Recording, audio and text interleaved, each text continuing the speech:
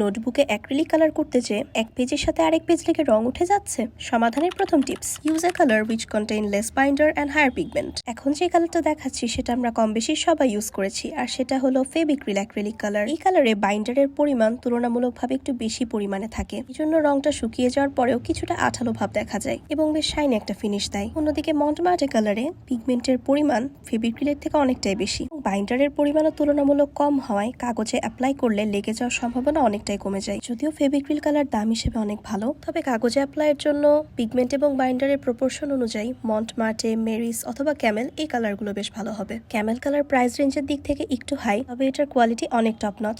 আমার পেজে কিন্তু এটার একটা ডিটেলস ওয়াচ ভিডিও আছে, আমি কমেন্টে ভিডিওটা লিঙ্ক করে দিব। আমার এই মিনি নোটবুকের এই 2 পেজ পেইন্টিং আমি ক্যামেল কালার ইউজ করেছিলাম। একটু প্রেশার অ্যাপ্লাই করে দেখাচ্ছি, দেখো কোনো রকম কালার ট্রান্সফার হয় না, আর কোনো আঠালো ভাব নেই। Tips number 2, thin layer colour apply. নোটবুকে যদি তুমি একটু মোটা লেয়ারে কালার অ্যাপ্লাই করো, কালার কিছুটা হলেও ট্রান্সফার হবে। যেমন এই ছবিতে কমলার উপরে কিছু সাদা স্পট দেখতে পাচ্ছ, কারণ এখানে সাদা কালারকে আমি একটু মোটা করে ইউজ করেছিলাম, অথচ এই পেজে থিন লেয়ারে কালার অ্যাপ্লাই করার জন্য কোনো রকম ট্রান্সফার হয়নি। Tips 3, don't put heavy weight on your sketchbook. এটা সর্বশেষ এবং বেশ গুরুত্বপূর্ণ একটা টিপস। স্কেচবুককে হেভি ওয়েটের উপর চাপা দিয়ে রাখলে অবশ্যই কিছুটা হলেও কালার ট্রান্সফার হবে। স্কেচবুকগুলোকে সবসময় কোনো রকম হেভি ওয়েট চাপা না দিয়ে সংরক্ষণ করবেন। ভিডিওটা হেল্পফুল হলো কিনা অবশ্যই কমেন্টে জানিও। ভালো থেকো সবাই।